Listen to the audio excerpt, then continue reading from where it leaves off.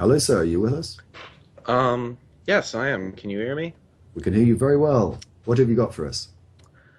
Okay, well, lately I've been, there's this big thing that happened on, Tumblr that I was ended up reading, and it reminded me of something that happened that was, oh, sorry, I'm rambling. First time calling in everything. Let me Oh, that's all right. You're rephrase. making perfect sense. Carry on. But what happened was some YouTube viewer that I'm not strictly familiar with, I don't watch their videos, but she made some comment about Islam being sexist, and then suddenly people were jumping on it saying, well, that's Islamophobic, and it turned into this giant stream of people just yelling at this person, and then she ended up saying something that was probably not the best response possible, but it seems to me that with regards to especially Islam, even in places like this, but Christianity, you criticize Christianity and you get called an anti-Christian bigot or an Islamophobe. And there are some people who genuinely do hate certain religious groups, but I never understood where, when you say something like, there is bigotry in the Quran or the Bible, how that can translate to, oh, well, now you're being a bigot. You hate all Muslims. You hate all Christians. And I never really, I'm not sure how do you deal with such things when people just start accusing you of hating all of a particular religion. Potholer. In my long experience, the more people use terms like bigot, sexist, racist, misogynist, feminazi, whatever, these terms are usually inversely proportional to the actual intellectual merit of their argument. The simple reason that if you had an argument, you just make it. You don't need to start calling people a bigot. Right? If you like, bigot is something that is implicit from the argument. It's not something that you have to state, and if you have to state it, then I would suggest that it's not self-evident. Thank you, Thunder. And also, Potholer. it's an argument that can't go anywhere, because what can you say? You say, no, I'm not. Yes, you are. No, I'm not. I just say, look, if that's your opinion, you're entirely welcome to your opinion. I never try and dismiss someone's opinion. If they want to have an opinion on something, it's unarguable. Opinions are like that. Marilyn Monroe was a beautiful woman. Well, that's some person's opinion. Another person might think something completely different. So you can never get into an argument about someone's opinion. You'll never win an argument against opinion. All you can do is say, okay, fine, you're welcome to your opinion.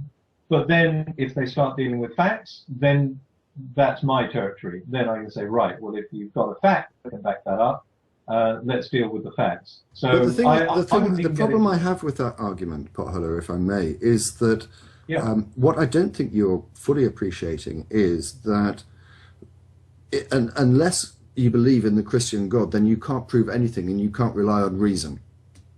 Now, I see that you've suddenly, what? But that is the presuppositional argument that the likes of Eric Hovind and his psychic, Cy-10 Brugenkate, put forward and advanced on not the last show, a couple of shows ago. That was their argument. And I have to congratulate them in a way, because it means that they no longer are bound by arguments over evidence and fact.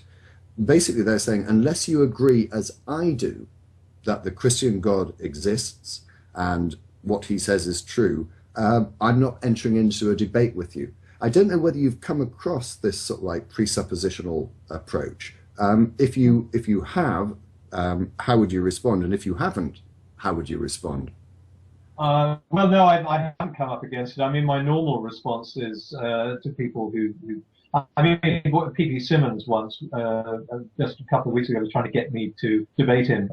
We had actually, I was invited by one of his minions, I suppose it would be, and I was told I could choose a debate topic. And I said, well, I'll choose the debate topic of the stratigraphical evidence for Noah's flood, because that's a very easy one. On the one hand, you've got evidence for a major flood. On the other hand, you've got evidence for millions of years of deposits into sedimentary rocks. So it would be a very easy one. He didn't want to debate that. He wanted to debate, is there a God? And I started saying, well, it depends what you mean. What define it? I mean, I can't ever disprove imaginary invisible beings, but I can disprove the acts that they do. So if you tell me that there's an invisible, undetectable deity up there, I can't tell you you're wrong. But then if you say, and he flooded the entire world 4,000 years ago, I can say, well, okay, that I can disprove. So I just try not to get led into arguments that I know are not going to get anywhere. And I haven't heard that Eric Hovind one, but that's a non-starter. If you're going to say, unless you can accept my argument from the beginning and accept that I'm right, I'm not going to argue with you. It's a non-starter. I genuinely do not think that I have misquoted him in that. Have I, Aaron? No, No. that's pretty much right. He says he's right because he's right because he's right. And if you agree that he's right... No. It's even worse than that. My presupposition is that God exists, therefore God exists. On that note, I'm going to go back to Davis' final words, because I'm going to try and draw things to a close fairly soon. But Davis.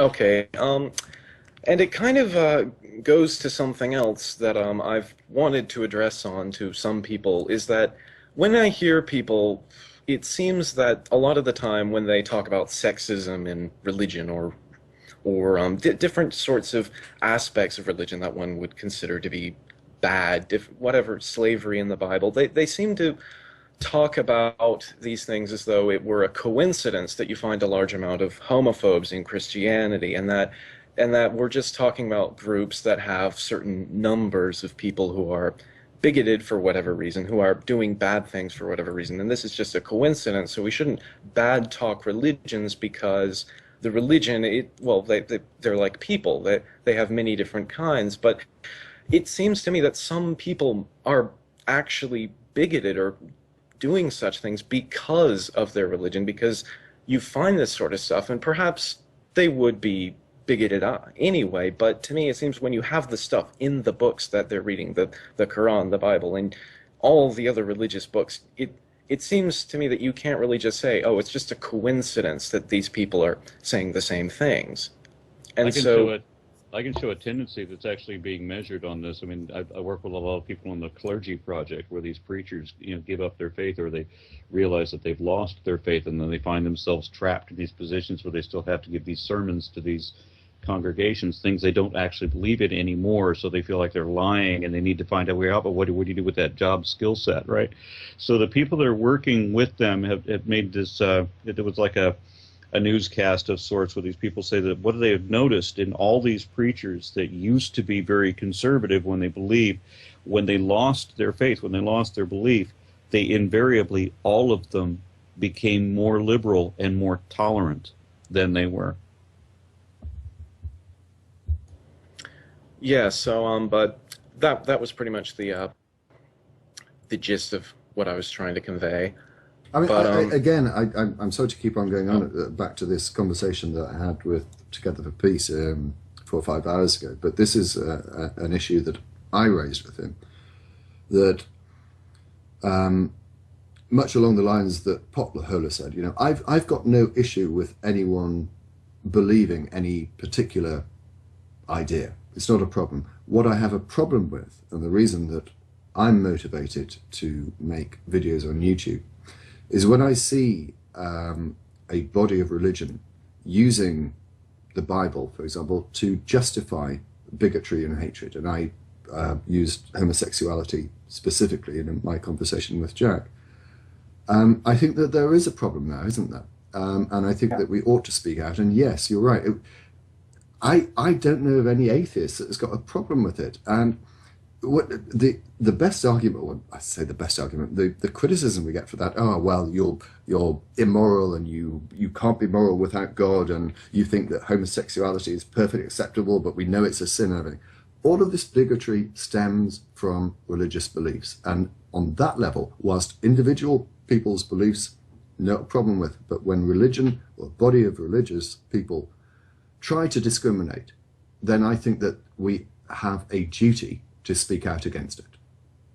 But that's what I mean by personal belief. If they're then trying to discriminate against others based on that, it's no longer personal. This is not just something that they believe quietly and they can accept, but be tolerant towards other people. They are then imposing their beliefs on others. They're saying, because I believe that homosexuality is a sin. You therefore cannot indulge in it. You can't engage in that. By nature, all of religion is going to be bigoted because, of course, whereas we might all have our personal prejudices and our personal ideas, we can always be persuaded otherwise. If someone comes along with an argument against what we said, then we can think about it. Say, yeah, I'm a rational person. I can see that you're right. I'm going to change my mind. The problem with religion is you can't change your mind. What you believe is dictated to you by what's in that book. And it makes that belief so strong that you feel you have some sort of divine guidance to believe and to be intolerant. And that's why they're far more fanatical about it. So I'm going to ask Aaron to comment on that. Davis, I am going to remove you because I'm going to draw the program to a close. But thank you very much for raising an interesting issue. Aaron. No, I've already commented on that. I'm going to let it be.